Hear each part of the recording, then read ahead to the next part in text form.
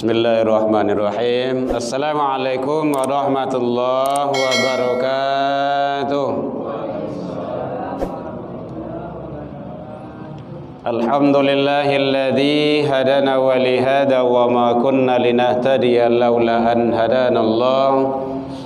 Asyhadu an la ilaha illallah wahdahu la syarikalah wa asyhadu anna Muhammadan abduhu wa rasuluh sallallahu alaihi wasallam la nabiyya ba'da amma ba'du. Hamdan wa syukran lillah, puji dan syukur selalu kita ucapkan kehadirat Allah Subhanahu wa taala. Alhamdulillahi rabbil alamin.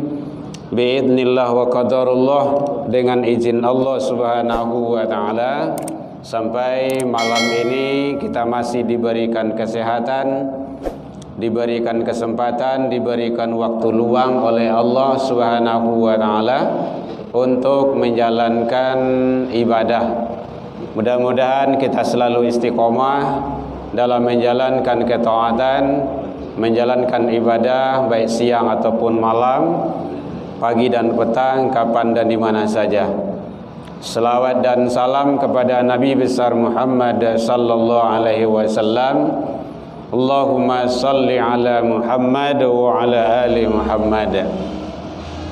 Yang sama kita hormati Bapak Ibu pengurus Musholla Quba rahimakumullah, Bapak Ibu jamaah kaum muslimin hadirin rahimakumullah. Alhamdulillah, kembali kita pada pertemuan kita. Biasanya kita hari Khamis, karena banyak jamaah kita yang saum sunnah, yang puasa, maka kita alihkan kepada hari Rabu. Bulan kemarin hari Rabu yang kedua biasanya kita akan awal bulan, dan sekarang jatuhnya tanggal 1, dan pun kita sudah berada di posisi di bulan Rajab. Jadi sebentar Bapak Ibu kita akan melaksanakan ibadah Ramadan.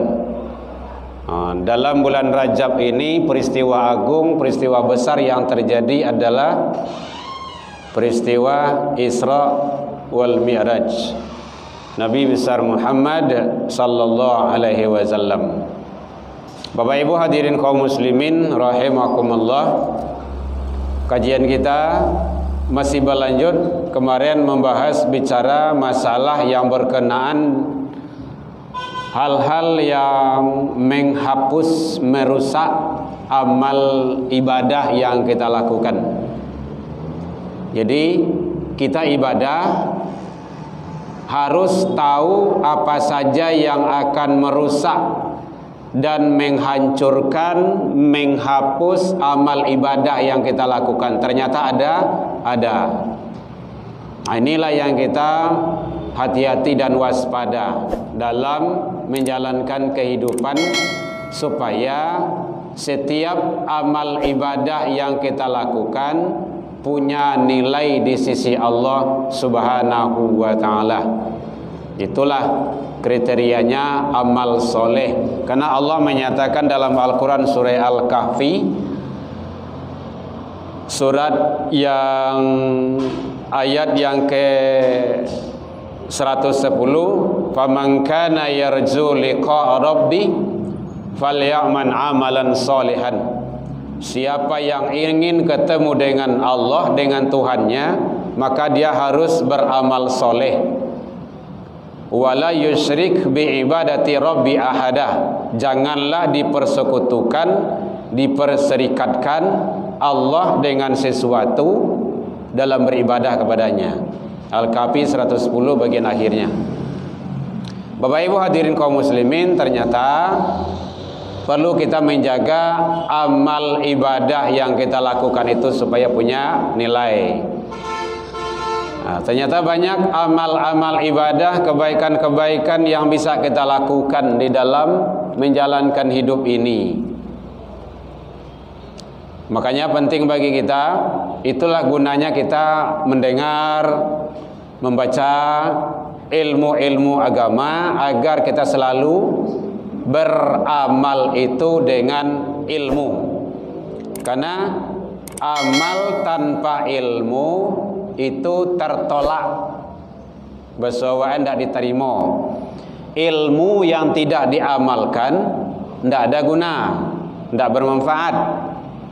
Al ilmu bila amalin kasyajari bila samarin. Ilmu yang tidak diamalkan bagaikan pohon yang tidak berbuah, tidak ada gunanya. Makanya doa kita itu sering, anak-anak tuh banyak itu, Rabbi zidni ilman. Nah, kan sering kita baca itu. Itu ilmu baru. Ya Allah, berilah, turunkanlah, anugerahkanlah aku ilmu. Ilman nafian, ilmu manfaat. Yang kedua ada warzuqni fahman. Nah, itu pemahaman. Kadang ilmunya banyak tapi tidak paham. Itu iblis itu kan duluan dari Adam di dalam surga. Udah ratusan tahun. Karena pemahaman tidak ada, akhirnya dia membangkang, melawan tebesawaknya. Nah, gitu. Wa idh qulna lil malaikati isjudu li Adam. Tak kala Allah menyampaikan untuk seluruh penduduk surga sujud kepada Adam, fasajadu, semuanya sujud. Illa, ada pengecualian di sana, iblis, kecuali iblis. Jadi bahayanya aba wastakbar, dia menolak dan menyombongkan diri. Nah, mudah-mudahan kita tidak terjebak ke dalam kesifatan-kesifatan yang namanya iblis, supaya kita bisa menyelamatkan diri dari hal-hal yang seperti itu. Itulah ibadah yang kita lakukan. Bapak Ibu hadirin kaum muslimin rahimakumullah. Jadi kajian kita kemarin bicara masalah hal yang membatalkan, merusak, menghapus, menghancurkan amal ibadah kita. Yang pertama sekali syirik, itu sudah kita kupas. Syirik itu mempersekutukan Allah dengan sesuatu. Syirik ada terbagi dua, ada syirik besar, ada syirik kecil. Sifatnya syirik, orangnya musyrik. Kajian tauhidnya. Syirik besar itu jelas-jelas menghambakan diri selain kepada Allah Subhanahu wa taala. Syukran. Itu jelas itu. Itu tidak ada tawarnya. Karena Allah menyampaikan wala yusyrik bi ibadati rabbi ahada dalam surah Al-Kahfi itu. Janganlah, itu di sana larangan, tidak boleh. Makanya salah satu di dalam ibadah itu niat menentukan. Sengaja aku sholat maghrib 3 rakaat mengikut imam li, ada li di sana. Li itu dalam bahasa Arab, dalam kaidah bahasa Arab untuknya. Itu tidak berbagi dah. Seluruhnya untuknya. Nya itu siapa? Allah.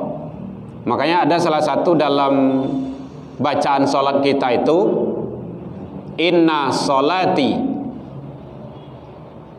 Bu, lo ngantuk bu? Nah, sesungguhnya sholatku, wa nusuki, ibadahku, wa mahyaya, hidupku, wa mamati, matiku, li, ada li di sana, lillahi rabbil alamin. Li itu untuk Allah. Jadi seluruhnya untuk Allah, tidak ada bagi dah. Jadi hidup kita ini untuk Allah hakikatnya. Kita kan sering baca itu, Tio Swantasa baca itu. Kadang yang kita baca itu tanpa kita sadari juga kita untuk yang lain. Nah, tuh. Kalau dibawa ke dalam ilmu tauhid, itu sudah menyalahi. Makanya kita berbuat untuk Allah, melakukan untuk Allah. Ini karena Allah, semuanya karena Allah. Nah, begitu. Jadi kalau ada yang bertanya, kok boleh Bapak Ibu? Contohnya, salah satu amalan yang kita lakukan sering dalam ilmu tauhid itu, laksanakan yang wajib, perbanyak yang sunnah. Nah, itu dalam ilmu tauhid itu. Jadi orang tauhid itu laksanakan yang wajib, perbanyak yang sunnah. Nah, kalau awak yang wajib awak laksanakan, awak kerajuan, kita taat di atas yang wajib, maka perbanyak yang sunnah lagi. Nah, tuh. Kalau yang sunnah inilah yang kadang-kadang kan sunnah kok dianggap enteng juga kadang-kadang bagai. Bu, pengertian sunnah yang awak pahami selama itu apa? Kalau awak karajuan, bapak lo, kalau ditinggal, tidak apa-apa. Nah, itu. Ini kadang-kadang yang perlu kita benahi. Di karajuan bapak lo ditinggal ndak ba'a. Di karajuan bapak lo ditinggalkan ndak berdosa. Karajuan bapak lo ditinggalkan ndak bagaya doh. Nah, gitu. Sabananya di karajuan bapak lo ditinggal marugi. Itu yang sunnah. Kerugiannya. Contoh saja. Sunnah kah? Sunnah.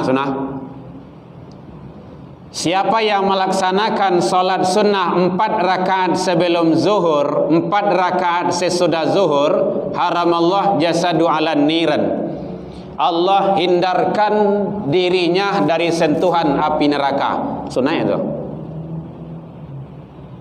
Kadang-kadang kan apa isinya kan? Sunnah itu mah. Kadang ada dosa doh.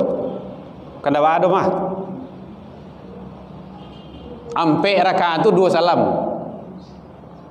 Namanya salat sunnah rawatib muakkad 2, salat sunnah rawatib ghairu muakkad 2. Bila masuknya waktu salat sunnah rawatib itu, masuknya salat wajib itu sendiri. Sunnah itu. Sianan menjago ampe rakaat sebelum zuhur, 4 rakaat sesudah zuhur. Begitu Allah Maha Kuasa, Maha Besarnya. Haramallah jasadu ala niran. Kan luar biasa itu. Itu sunnah, belum yang wajibnya. Kalau 2 rakaat saja kerajaan Tidak ada. Iya, tapi kan tidak masuk dalam hadis tadi gitu kan. Nah, ayo. Kalau kini 2, nam biasa 2, kini tambah 2 lagi. Awak kini kan lah tahun 2023. Dulu 2022 mungkin 2 gitu kan. Akhirnya 2003 tambah 2 lagi. Itu namanya meningkat namanya itu. Nah, biarlah umur berkurang tetapi amaliyah kita meningkat. Jumlahnya memang bertambah umur awak, tapi jatah kita di hadapan Allah itulah berkurang tuh. Kalau 70 awak kini lah 65. Nah, itulah tiba itu.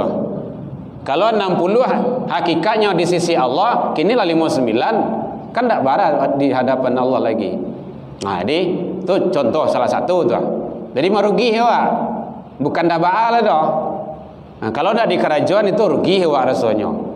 Nah, jangan sampai dah di kerajuan. Nah, itu ya kalau ada waktu salat sunnah sebelum maghrib. Ada salat sunnah sebelum maghrib, ada. Namanya salat sunnah rawatib ghairu muakkad 2 rakaat.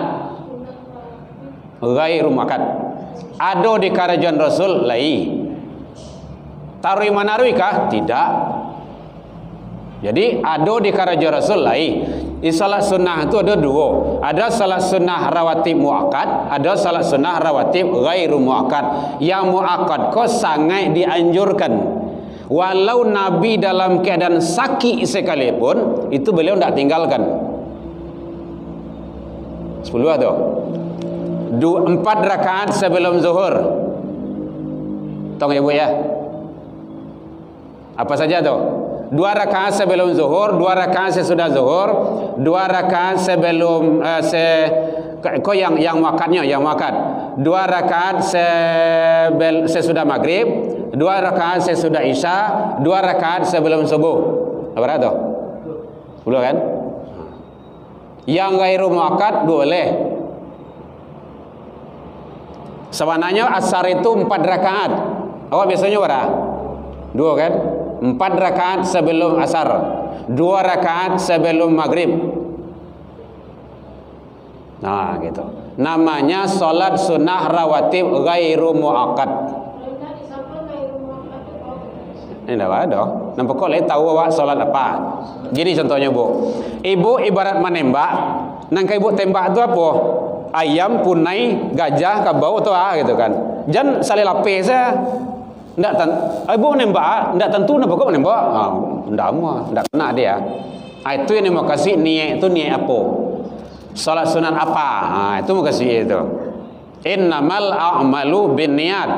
Tiap-tiap amal karajo itu prioritasnya utamanya itu niat. Niat itu menentukan. Ibu salat sunnah apa? Dah tentu dah bodos. Jangan sampai tak tahu. Kalau tak tahu bertanya. Kini kalau tahu nak. Sembahyang sunat sebelum zuhur disapui barat, Ustaz. Ya boleh. Sengajaku salat sunnah sebelum zuhur 2 rakaat lillahi ta'ala. Boleh. Salat sunnah ya. Tapi kalau yang jalannya kan salat sunnah mu'akad atau gairu mu'akad. Gitu. Mu'akad itu artinya salat sunnah yang sangat dianjurkan oleh Nabi, oleh Rasul. Tarui manarui beliau kerajuan. Kalau gairu mu'akad itu kadang ada di kerajuan Nabi, kadang ada tinggal. Gitu. Pernah dilakukan Rasul? Pernah. Tarui manarui? Tidak. Ada salat sunnah itu? Ada. Itulah dia. 4 rakaat sebelum asar, 2 salam, tetap 2 salam. Kemudian 2 rakaat sebelum maghrib. Gitu. Jadi kalau tiba di siko orang azan, waktu ada, manfaatkan untuk ibadah. Salat sunnah itu banyak, sangat banyak sekali. Pokoknya taluk-taluk dia awaknya tu. Kita pernah di pondok dulu tu, kita hitung rakaatnya lebih 100. Yang letui dua. Ya, kalau ini apa Pak? Salat sunat taubat, salat sunat hajat, salat sunat istikharah, istisqa, itu kan salat sunat semuanya itu. Duha, tahajud, salat sunat witir. Witir itu maknanya ganjil. Barat kalau ada wakil lah malam tu. Salat sunnah itu ada salat sunnah namanya tidak ada batasannya. Pokoknya taluknya dewa. Lakukanlah. Awabin antara maghrib dan isya. Itu namanya mengisi waktu. Daripada waktu itu lapis saja. Awak kaduduk juga. Awak kau menuang juga. Makanya Bapak Ibu yang sudah pernah haji dan umrah, itu di sana satu-satunya adalah ibadah. Salat sunnah. Kau nak baca Al-Quran, kau nak zikir, ndak sunnah, ndak tawaf, salat sunnah. Terserah salat sunnah apanya. Gitu. Salat sunnah taubat boleh. Tapi kalau jaleh salat sunnahnya lebih rencak. Salat sunnah sebelum maghrib, kan jaleh itu. Itu yang salat sunnah yang tadi itu salat sunnah namanya rawatib. Rawatib itu artinya salat sunnah yang mengiringi salat fardu atau salat wajib. Mengiringi. Sebentar Bu, mengiringi itu bisa di depan, bisa di belakang. Apa Bu? Itu awak kan sampai musala. Yo. Salat dulu apa dia hormati musala dulu gitu. Gitu. Karena asbabul wurud hadis itu adalah salat sunnah tahiyatul masjid. Karena di Arab itu musola tidak ada. Walaupun kecil, sakadang tetap jo masjid namanya. Tidak ada musola dah. Tidak ada langgar, tidak ada surau. Yang surau ada dewa maksudnya Minang gitu kan.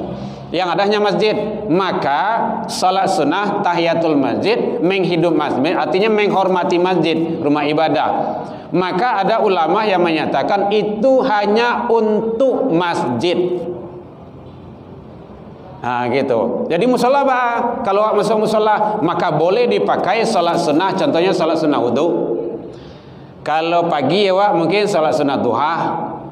Kalau menjelang zuhur atau salat zuhur mungkin salat sunnah sebelum zuhur. Itu boleh itu. Jadi ada ulama yang menyatakan itu hanya dipakai untuk masuk masjid.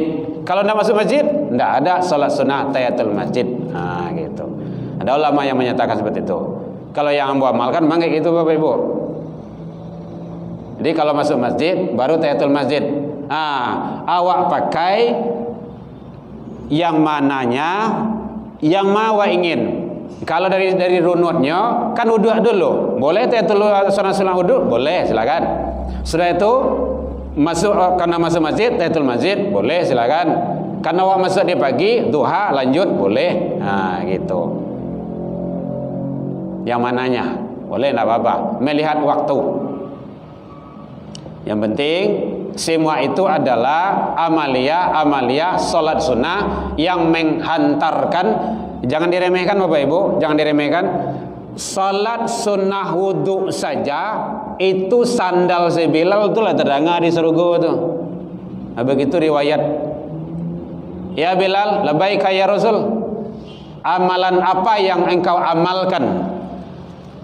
Kenapa ya Rasulullah? Telah terdengar suara sandalmu di surga. Tidak ada yang istimewa ya Rasul, kecuali setiap berwudu saya salat sunnah wudu 2 rakaat. Hanya 2 rakaat. Salat sunnah wudu 2 rakaat.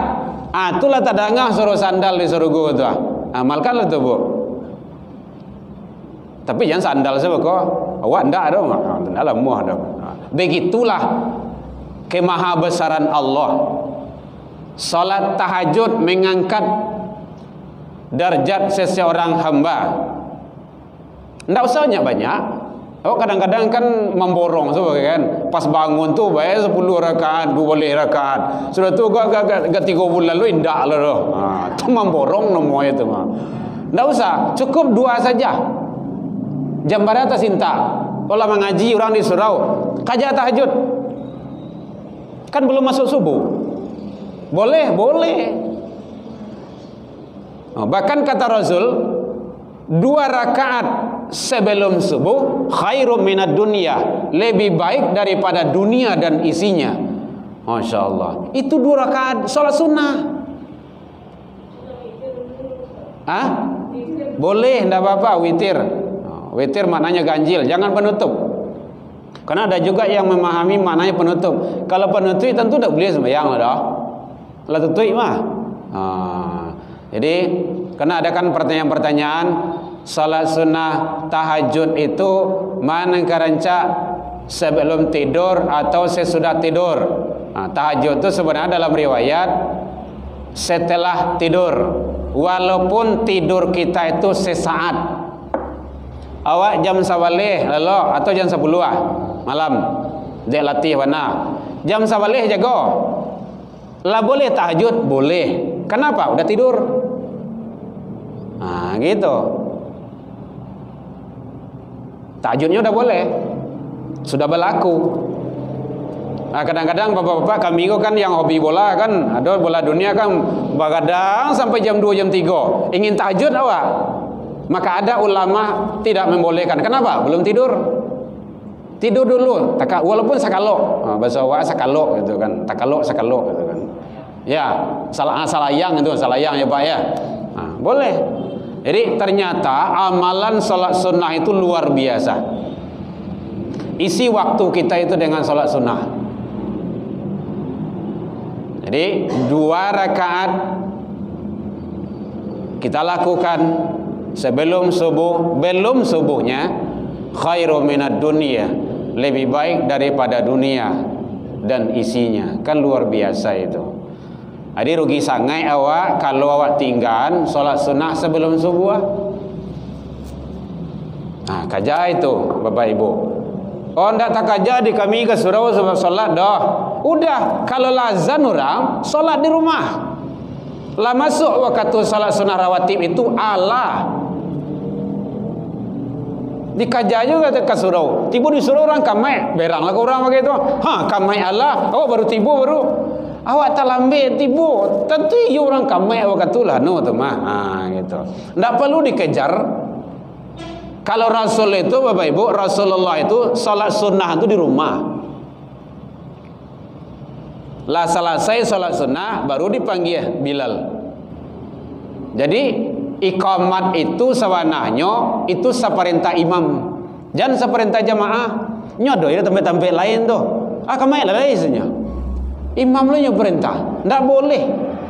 Imam tu ndak boleh diperintah. Imam tahu kapan waktu untuk iqamah, kapan belum. Begitu. Bahkan saking hebatnya salat berjamaah itu, kalau masih ada tadangah orang wudu situ tu boleh ditunggu. Kenapa? Semakin banyak jamaah, semakin hebat pahala dan fadilahnya. Tidak boleh terkaja-kaja lah doh. Jam ko sebenarnya awak ngatur, ndak awak lo dia turnya doh. Nah gitu. Iko 5 menit gitu kan, 3 menit gitu kan. Ya kan saya pilih karya yang mana lah tuh. Awak saya ngatur, bayar 10 menit gitu kan. Bapak Ibu yang sudah haji dan umrah, lihatlah tuh. Di Masjidil Haram tuh 30 menit. 30 menit itu setengah jam tuh, Pak. Awak baca lihat mana? Nggak tanggung banyak salat sunat dapat dok.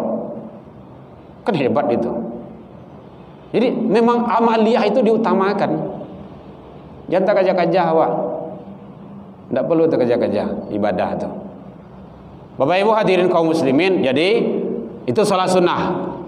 Maka kita rubah pemahaman salat sunnah itu kalau karajuan berpahala, ditinggalkan merugi. Siapa yang melaksanakan solat sunnah 4 rakaat sebelum zuhur, 4 sesudah zuhur, haram Allah jasadu ala niran. Itu satu hadis baru itu. 4 rakaat itu 2 salam. Nah gitu. Yang kedua contohnya, siapa yang menjaga 12 rakaat sehari semalam, 2 balik rakaat, man sabara ala sintain rakaatan min sunnati, 2 balik rakaat sehari semalam kata Rasul, banallahu lahu baitan fil jannah. Allah bangunkan istana di surga untuknya. Luar biasa. 2 balik rakaat. Mayan 2 balik itu. Bantu hitung ya Bu ya. 4 rakaat sebelum zuhur, 2 rakaat sesudah zuhur. Berapa? 2 rakaat sesudah maghrib, 2 rakaat sesudah isya, 2 rakaat sebelum subuh. Berapa? 12 kan? Man sabara ala sintain rak'atan min sunnati, sianan menjago 2 balik rakaat sehari semalam, sunnah itu, sunnah itu. Banallahu lahu baitan fil jannah. Allah bangunkan istana di surga untuknya. Luar biasa. Dengan amalan sunnah dihantarkan, disediakan oleh Allah istana di surga. Kan hebat itu.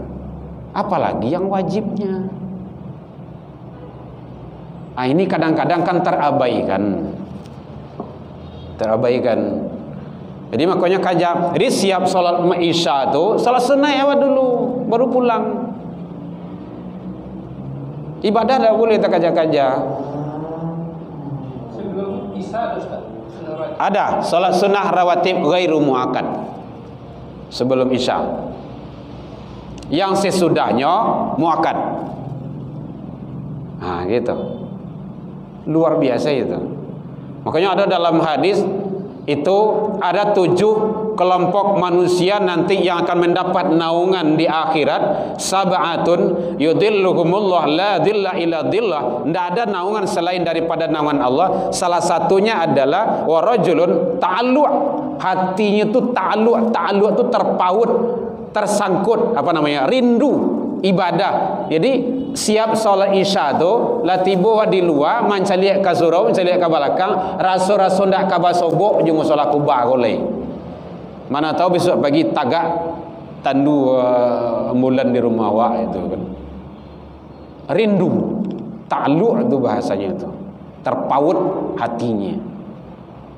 Jadi makanya hal-hal yang sunnah itu termasuk memberikan yang terbaik kita di hadapan Allah Subhanahu wa taala. Jadi salat sunnah sebelum isya itu salat sunnah rawatib ghairu muakkad. Ada. Sebaiknya kita lakukan. Nah, gitu. Jadi enggak usah awak terkaja-kaja. Ada apa bertanya Bapak Ibu yang lain? Nah, kan hebat itu. Nah, itu gunanya awak dialog, tanya jawab gitu kan. Dengan ibadah sunnah saja itu sudah begitu banyak yang Allah janjikan, yang Allah berikan. Dengan yang sunnah saja, belum yang wajibnya. Kadang-kadang ada Ustaz. Iya Pak. Dia datang dulu sebelum subuh. Ya. Dulu. Pas sudah azan subuh, nak salat sunat lain. Nah, cuma kekir maksud. rugi dia. Kalau datang sebelum subuh, belum masuk waktu subuh, salat sunnah boleh. Bisa salat sunnah kalau di masjid tahiyatul masjid, atau salat sunnah wudu, atau mungkin masih dalam salat sunnah itu tahajud, boleh, tidak apa-apa. Kalau belum masuk waktu subuh, berarti belum ada salat sunnah rawatib, belum masuk. Karena salat sunnah rawatib itu salat sunnah yang mengiringi salat fardu atau salat wajib. Kapan berlakunya mengiringi itu? Masuknya waktu salat wajib itu sendiri. Salat sunnah rawatib subuh, masuk waktu subuh. Salat sunnah rawatib zuhur, masuk waktu zuhur. Habisnya kapan? Masuknya waktu asar. Kalau lah masuk waktu asar, salat sunnah rawatib zuhur habis, lah masuk salat sunnah rawatib asar. Itu batasan-batasannya dalam ilmu fikih seperti itu. Nah, jadi kalau laksanakan salat sunnah sebelum subuh boleh. Pas lah azan orang itu yang lebih utama dan kadikaja khairu minad dunia, lebih baik daripada dunia dan isinya. Jadi itu gunanya wak surau, mendanga-danga pengajian, mendanga-danga ilmu, pencerahan, tukar pemikiran, supaya salamoiko salah hambo, salamoiko kurang pas, berarti ada yang tinggal, ada yang rugi dan awak tinggalan. Kan gitu, kerugian itu rugi kita, karena salat sunnah sebelum subuh itu luar biasa hebatnya. Salat sunnah sebelum subuh nak qabliyah subuh namanya. Sunnah qabliyah subuh itu sama, ba'diyah, qabliyah itu bahasa Arabnya ibu tu mah. Kalau bahasa Arab tadi kan sebelum dan sesudah itu kan. Jadi bahasa Arabnya qabliyah, ba'diyah. Boleh dipakai itu boleh. Ba'diyah sesudah. Sesudah. Jadi luar biasa, masuk ke tu. Ternyata sudah dua itu hadis tadi, keutamaan fadilah salat sunnah kadang-kadang yang terabaikan oleh kita. Jadi kaja itu tuh, jangan kaja ke masjid, ke musola. Kalau azan orang udah di rumah saja salat sunnah kita. Lah boleh salat sunnah di rumah, boleh. Awak tiba di masjid, di musola awak tanang salahnya. Kamai orang, jadi kalau alun kamai orang masih ada waktu 5 minit lah, bisa tahiyatul masjid. Gitu. Kalau sakit waktunya udah kita siap-siap untuk salat wajib itu. Tapi isilah, jangan dibuang, karena antara azan dan iqamah salah satu waktu yang mustajabah. Untuk apa? Untuk berdoa. Doa di situ. Tidak usah diisi dengan yang lain. Kalau tak kajian salat kan setengah menit, kan tak mungkin awak salat sunnah 2 rakaat doh. Udah doa saja sampai di dalam berdoa. Karena antara adzan dan iqamah salah satu waktu yang mustajabah untuk berdoa. Sepertiga malam, hujan lebat, angin kencang. Itu waktu-waktu yang mustajabah itu. Bulan Ramadan, hari Jumat, sedang terzalimi, itu pintu langit terbuka tuh. Makanya tidak boleh menzalimi orang. Tengah malam, makanya sepertiga malam tuh waktu yang hebat. Nah, kalau hari-hari siang tuh biasalah, ibarat nelpon lah, telepon umum. Kalau telepon umum kan banyak yang makai. Siapapun makai, masuk dia. Kadang jaringan kan sinyal lembek loh, Ustaz ya. Tapi kalau sepertiga malam, orang banyak lalu. Itu jaringan kuat itu. Masuk di sana. Mohon ke Allah, munajat. Sepertiga malam itu. Makanya para malaikat-malaikat rahmat itu turun. Baca dalam riwayat tentang masalah malam Lailatul Qadar itu.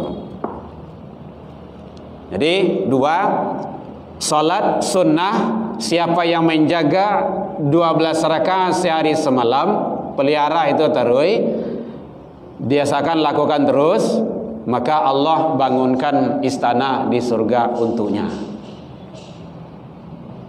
Yang ketiga, kata Rasul bahwa